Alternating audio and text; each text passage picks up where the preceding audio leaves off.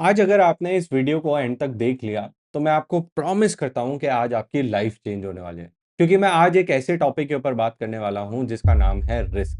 जब भी आप इन्वेस्टिंग करने जाते हो, तो आपको किसी ना किसी के मुँह से ये सुनने को ज़रूर मिला होगा कि जितना ज़्यादा रिस्क लोगे, उतना ज़्यादा रिटर्न बनाने को मिलता है। बट एक्चुअल में रिस्क होता क्या है? क्योंकि रिस्क का मतलब हमें तो लॉस ही लगता है। तो क्या एक्चुअल में रिस्क का मतलब लॉस है? यानी कि अगर आपने पैसा रिस्क पे डाला तो आपके पैसे के ऊपर लॉस होना गारंटीड है या फिर इसका एक्चुअल मतलब कुछ और है। तो आइए इस वीडियो के अंदर मैं आपको इस रिस्क के कॉन्सेप्ट से इस तरीके से इंट्रोड्यूस करा देता हूं जिससे आप अपनी लाइफ में अपनी कैपेसिटी के हिसाब से सही रिस्क लेकर अपने लिए एक सही रिटर्न बना पाओगे। तो हेलो एंड वेलकम इन्वेस्टर्स इस चैनल की लेटेस्ट वीडियो के अंदर जहां पर मैं शुभम गुप्ता आपके लिए इन्वेस्टिंग को आसान बनाता हूं।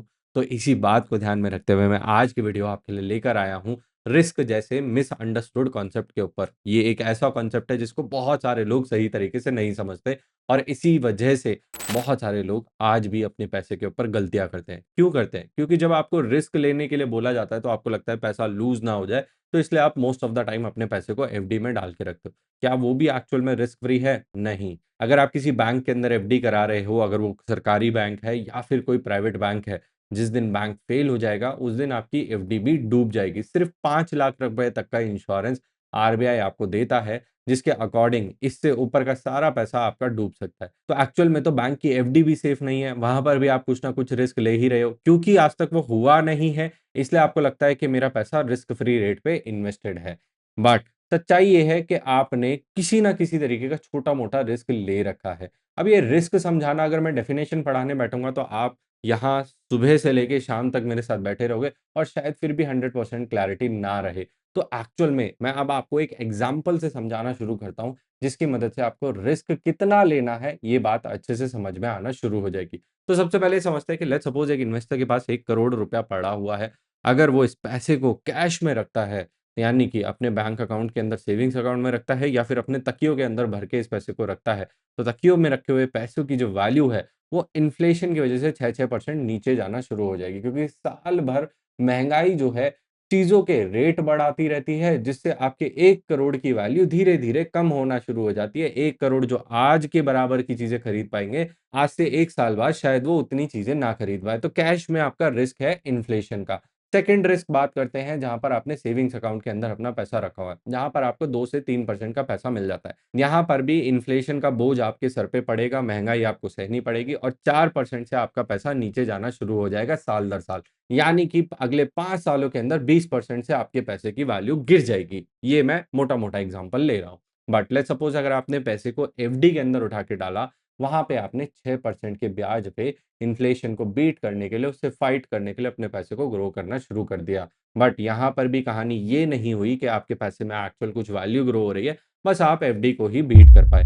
अब कहानी शुरू होती है कि इन्वेस्टर के दिमाग में आता है कि मैं इस पैसे को कहीं ज़्यादा रिटर्न बनाने वाली चीज़ के अंदर डालूँगा। अब मैं यहाँ पे वो एग्ज़ाम्पल नहीं लेने वाला जो कि बहुत ज़्यादा पॉपुलर है स्टॉक मार्केट का, बल्कि मैं आपको एक बहुत ही लेमैन एग्ज़ाम्पल से समझाता हूँ जो कि इंडिया के अंदर पॉपुलर है। फॉर एग्ज़ाम्पल आपने अपने पैसे को उठा के डाल दिया एक लैंड के अंदर। आपने 100 गज ज़मीन खरीदी, वो 1 करोड़ की ज़मीन आ गई।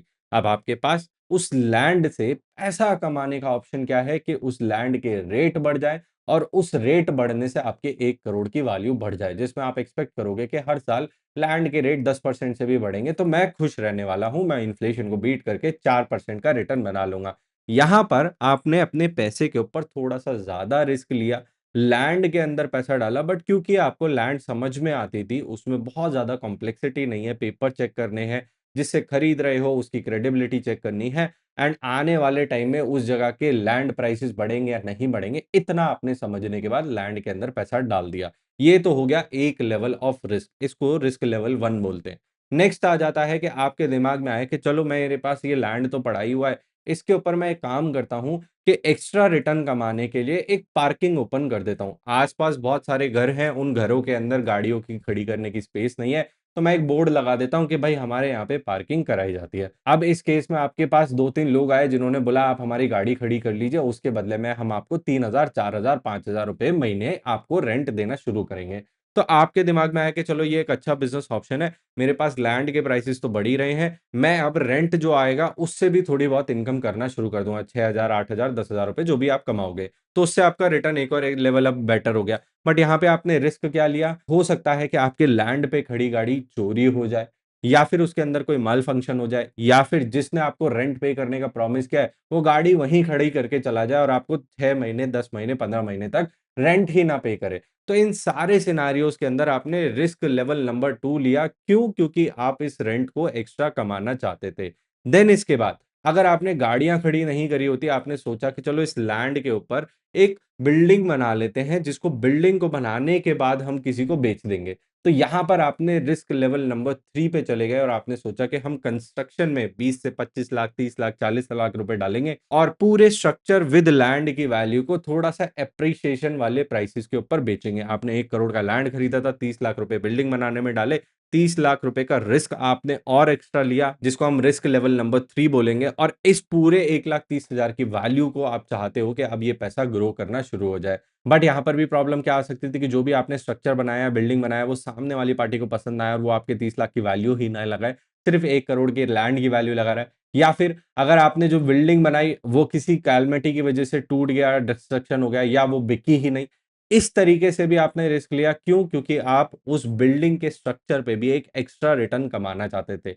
अभी तक आप 3 लेवल ऑफ रिस्क ले चुके हो, क्योंकि आपकी रिस्क कैपेसिटी उसको अलाउ करती थी। तो अब आपने एक पैटर्न यहाँ पे नोटिस किया होगा कि जैसे-जैसे आपकी रिटर्न की एक्सपेक्टेशन बढ़ती जा रही है, वैसे-वैसे आपको अपनी रिस्क कैपेसिटी भी बढ़ानी पड़ रही है। ये है एक क्लासिक एग्जांपल कि आप अपने रिटर्न्स के लिए कैसे अपने रिस्क को बढ़ाते हो। अब यहाँ पे हर एक पॉइंट पे आपके साथ लॉसेस भी हो सकते थे अगर आपने सही तरीके से नॉलेज या रिसर्च या फिर सही तरीके से स्टेप्स को नहीं लिया होता। बट अगर यहाँ पर आपने किसी की हेल्प ली होती जो इस इंडस्ट्री के अंदर ऑलरेडी काम कर रहा है, जिसको लैंड की रिसर्च करना आता है, लोकेलिटी कैसी है उसकी रिसर्च करना आता है, पार्किंग का बिजनेस चलेगा या नहीं चलेगा इसकी रिसर्च करना आता है, इसके अलावा क्या वहां पे बिल्डिंग बननी चाहिए, नहीं बननी चाहिए, उस बिल्डिंग को रीसेल पर्पज से यूज करना है या रेंट पर्पज से यूज करना है, अगर आपने ये सारी नॉलेज गेन करके ये सारे स्टेप्स लिए होते, तो क्या ये तब भी एक गैम्बल होता या रिस्क होता या फिर एक कैलकुलेटेड इन्वेस्टमेंट होती? तो इस वीडियो की मदद से मैं आपको यही पॉइंट समझाने की कोशिश कर रहा हूं कि जब भी आप अपनी इन्वेस्टमेंट करते हो,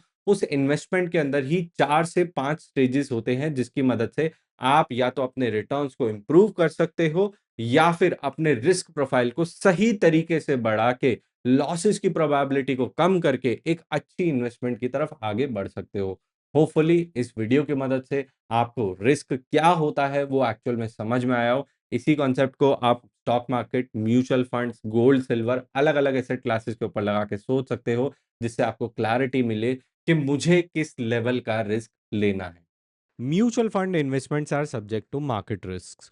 Read all scheme related documents carefully.